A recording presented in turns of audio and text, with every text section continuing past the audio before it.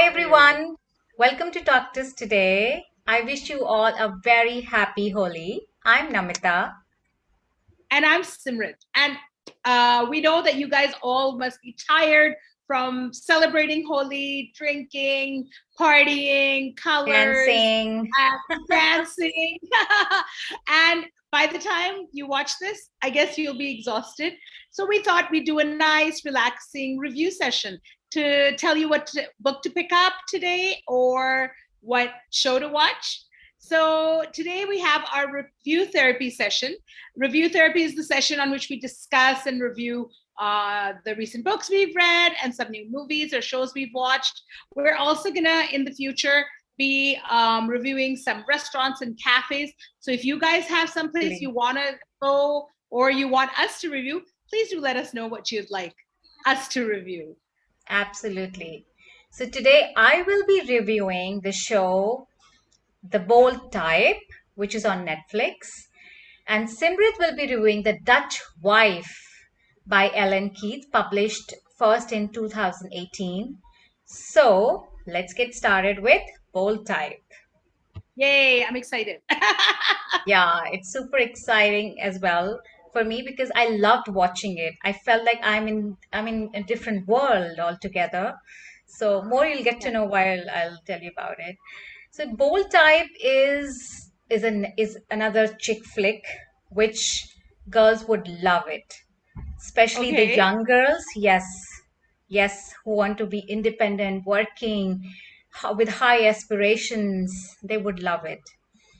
People say that it is inspired by the magazine Cosmopolitan chief editor, Right. Joanna Coles. Yeah. So they say it's been inspired by her story. So the character of chief editor, which is played by a very amazing character, that's Jacqueline. I forgot the name of the real name of the character. So if it's very inspiring, and if it is actually the way it is being shown in the show, amazing. It's really inspiring.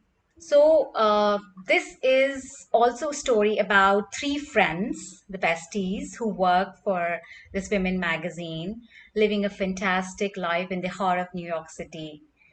So, all three are very different personalities. One is Jane, who is a very talented and bold writer, and another one is Sutton, which I mean, she's beautiful, and but she's always confused, always making wrong decisions, and always confused. And the last one, that's Kate, very intelligent, very, I mean, she's a complete social media genius, I would say. And she Wow. loved to address real life issues around her. So first thing I would like to mention is that if while watching, if you think this, wow, this is so amazing, this is, if you feel like that it is so real, it is not. This, it's a It's pure fiction. Yes, it's total escapism and not real because I don't That's think so. awesome. We That want to I see don't. escapism, right? Yes, We want that to is see why escapism. that's why girls like it. So tell me, is And there a lot of sex and oh stuff yes, in it? very much. Cosmopolitan is all Oh, about, everything you you fantasize it is there, you know. But it's very entertaining, a lot of fun element, good story. Every episode is has it a kind of different like story. Devil Wears Prada? Like where she was the lifestyle magazine, editor, Kind Meryl. of, yes. Okay. There's a lot of of those elements have Parody? been added. Yeah. So Okay. if you the show is like, I would say, total glimpse of that outrageous, as we're discussing, and glamorous lives of the people who work for the magazine, going to parties and this and designer wears and all that stuff that was going on. Nice. Yeah, so Yeah. it's good, right? It is escapism. That's a Yes, brilliant yes, word. Yeah. yes. Yeah. And the stories revolve around their struggles, the three girls' struggles about finding their own identities, about their friendship, love lives, health issues, political Oh, agendas, wow. political Uh-huh. agendas, and some real life issues as well. All while wearing the best makeup, fabulous clothes So that it's can like fit kind of into. like a soap opera with a little bit of a more focused. drama to it. More focused. Yeah, yeah, yeah. Okay, fair Yeah, enough. it's that. So I they don't know have a about everybody else, but I actually love it when their makeup is beautiful, their clothes are beautiful. I want to watch that stuff, right? Like and I you want know Kim the Kardashian, best and that's exactly, my and the shame. best thing But is they yeah, have a I do that. fashion. They have a fashion closet in their office. Office, and Yeah, so anyone who that's wants to like go to Devil a Wears Prada. party or anyone who wants to go anywhere, they go into the fashion closet, change into some designer wear, and they go out. It's like, wow, this is amazing. Yeah, so that's the same as Devil Wears Prada. Yeah, like, oh, today this is what you're gonna Yeah, wear, your look. yes, It's kind of exactly. cool, right? Yeah, it's cool. They have Very cool. stylists and stuff. Yeah, it has comedy, It sounds drama, good. music. The background music, the soundtracks are mind-blowing, very motivating, exciting, Okay. and yeah, it really cheers you up. You feel the vibe when you're watching it. You feel that. I like it. I like it. That sounds good. I mean, That sounds cool. I honestly, I wish I had such a life all by myself, exploring, caring, that glamorous with that amazing career. It's like a dream, dream life. Yeah, it's Well, really fun. engineering is the wrong subject to select. That's what I you want feel to say. that. There's no glamour in engineering. It's so boring. Boring crowd, boring Man, our staff, engineering boring colleges were studies. super boring. Yeah. So, yes, I would say it is just like the dream of every inspiring girl. They all want to live such an exciting life where they are having fun with their besties. The whole day they're working, and at night they're partying. And the next morning, again, all cheered up and, with full energy back to work, discussing about their previous night, with whom they hooked up or partied or whatever. So it's fun to watch. Yeah. So Nice. Sounds good. I would give 4 stars to this show. If one star, Wow. I want to deduct for one reason, because yeah, they need to add some more of the realistic touch to it. I know they kept it like more of an escapism, but and also I felt that um, the characters were very, they were not diverse. Like, New York City is full of multicultural people. So if they Diversity. could Yeah. have broadened the horizon of the characters they have picked up, and the more stories related to them, Yeah. it would have been nice. So That makes in sense. all, a good show to watch, very entertaining, good fun. Girls, please watch it. You'll enjoy it. So, guys, you can stay away from this if you're watching our show out there, right? Yeah. Stereotypically, but otherwise, if you like it, there you The go. guys would never like it. It's total chick flick. Well, some guys might. Come on, guys want to be in fashion and stuff, Yeah, I guess. yeah, might Yeah, be. Yeah. yeah. Okay. Or to see So beautiful women and stuff let's like that. Yeah. let's let's hear what Simrit has to say about Dutch Wife now. I'm very excited. Okay, well, you've read this, I right? read this long time ago. Yes. And this is, guys, so these are two really diverse topics over here. One is the bold type, which sounds, I mean, I actually, to be honest, Namita has done this review, but I haven't heard of it. So I'm kind of excited that, I have some free time tonight. I think I'm going to switch it on. So that sounds exciting, because sometimes all you want to do is kick back and watch some escapism, right? Like, Yes. so Yes. that sounds good. But The Dutch Wife is nothing like that. This is a historical fiction book set in the 1940s. Okay, so you guys see, I got this from Costco. Sorry, this is a cheap sticker on it, but this is my book. And yeah, it's set in the 1940s and is set about the Holocaust and the Nazi camps. It starts with the Dutch couple, Marieke and her husband Theo, who get arrested in 1943 for harboring Jews and helping them escape. And they're Dutch.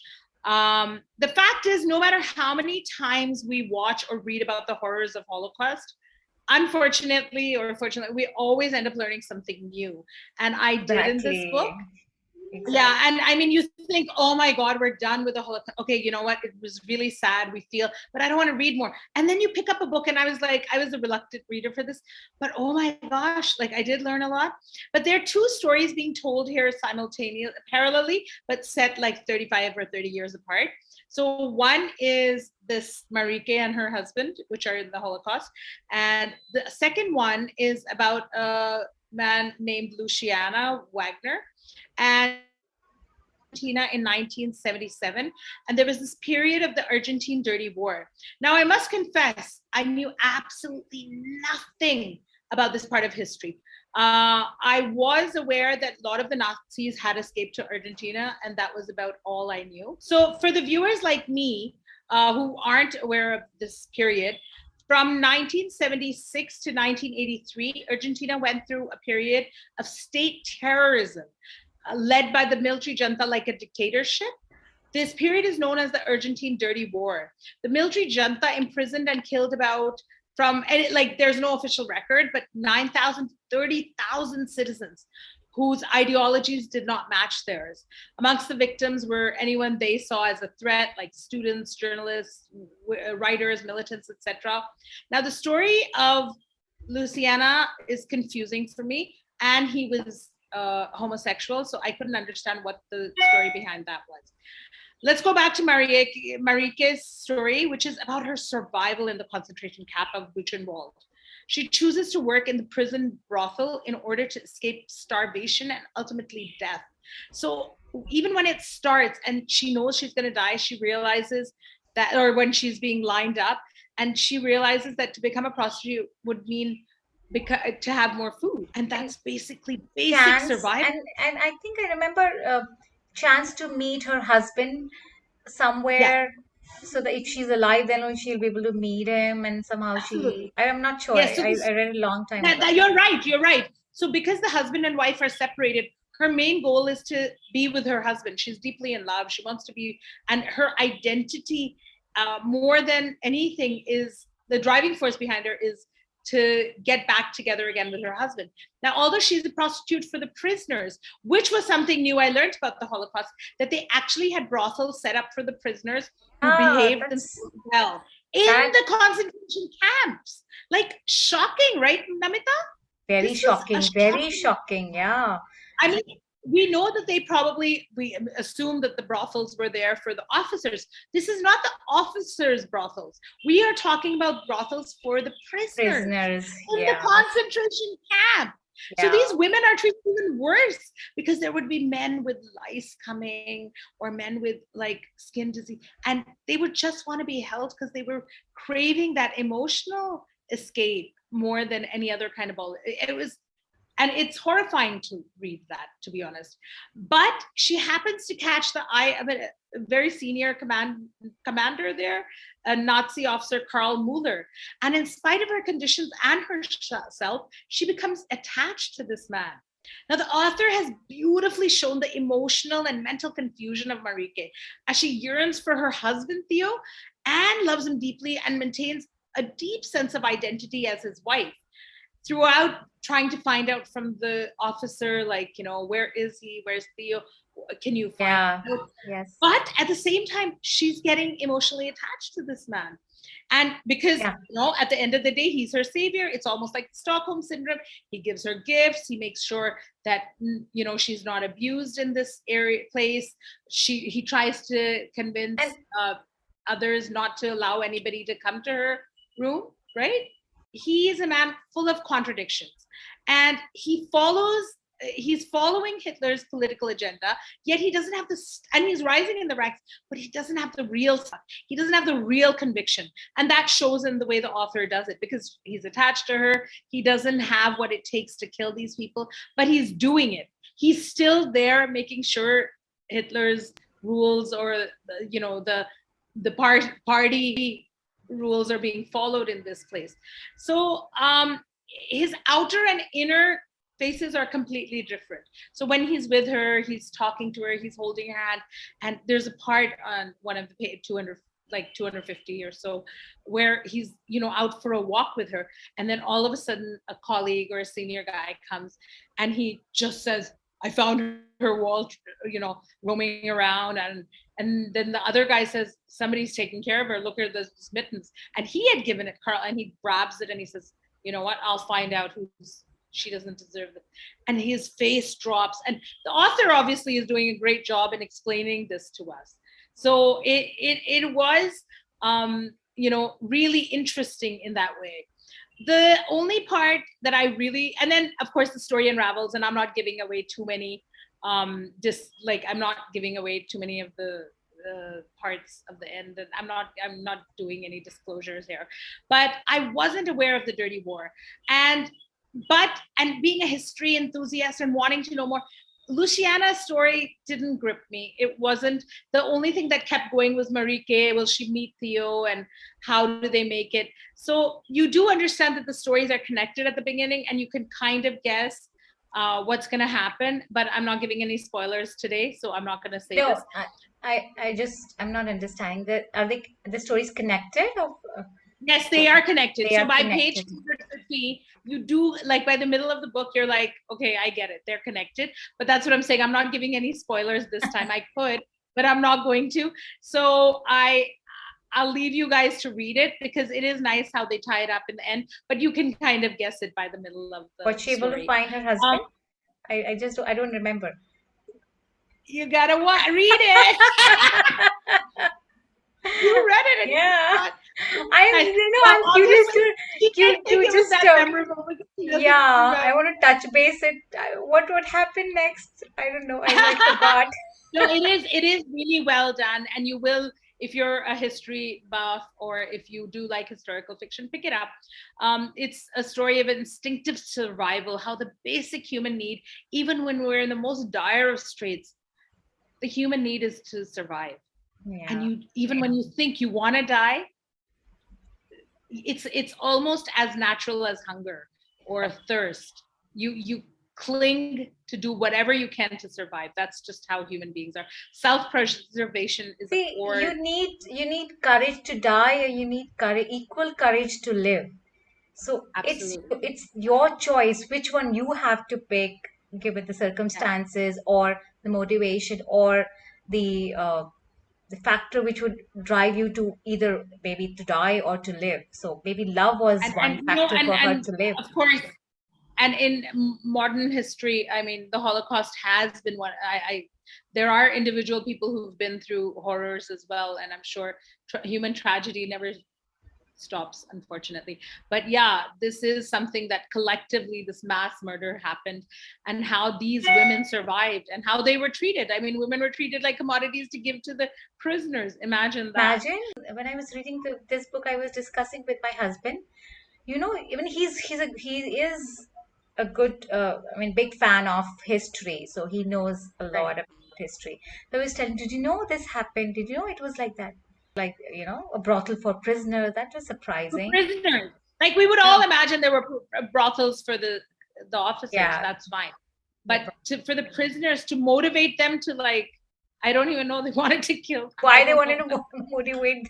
I know. Why did they want to motivate? I don't know. Kill them. So anyway, so guys, it's dark because of this. The Luciana story, if the author Ellen Keith is listening, I wish you'd try to make that story a little more interesting, because it's so dark that I couldn't follow it. At least it didn't grip me. Even if I followed it, it didn't grip me. So because of that, I'm gonna minus 1.25 stars. So I'll go with a 3.75. 3.5 would be a little low. So I have a suggestion. Start reading this book, and in between you feel overwhelmed, start watching Bold Type. That's how we tie it together, guys. It'll just make you feel better, and you will be, very good escapism, as you mentioned. So yeah, you should keep flipping between the two to balance this definitely. So there you have it, 3.5 stars for the Dutch Wife, and 3.75. 3.75. 7 stars. Okay. Very specific. Because I don't want to get 3.5 is a little low, but 4, it doesn't make the 4 cut. I'm changing the rules of my own star rating.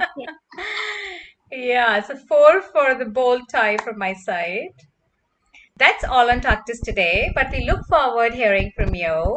Please let us know what you think about today's episode by writing us email at hello@talktoustoday.com, or you can comment at the comment section below. And do let your friends know where to find us. And guys, please subscribe. You guys are all watching, and I know the viewership, so it's up there, but I need more subscribers. We both need some more subscribers. So don't forget to hit that subscribe button you can see at the end of the video. Hit the bell to stay notified of our new videos. Every Friday at 6 p.m., we have some fun stuff coming up this month. So stay tuned in, and thank you for joining us on Talk to Us today. Yeah, and remember to talk about Talktus today. Keep Yes, smiling. share our links with your friend, and keep smiling, keep laughing, Most important, keep talking. keep talking. Thank you guys. See you next Friday. Bye.